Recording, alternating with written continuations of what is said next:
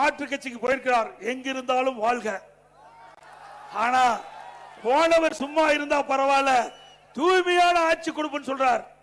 அப்ப பொன்மனச்செம்மல் புரட்சி தலைவர் எம்ஜிஆர் இருக்கின்ற பொழுதும் சரி, மாண்பு அம்மா இருக்கின்ற பொழுது நீங்க அமைச்சரா இருந்தீங்க, நான் முதலமைச்சர் இருந்த பொழுதும் என்னுடைய அமைச்சரவையில் அமைச்சரா இருந்தீங்க.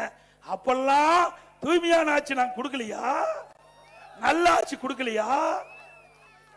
ஆக வேண்டுமென்றே திட்டமிட்டு துண்ட மாத்தினா அவருடைய கருத்து மாறி போச்சு. ஆக நீங்க எந்த கொம்பனாலும் அண்ணா திமுகவை வீழ்த்த முடியாது.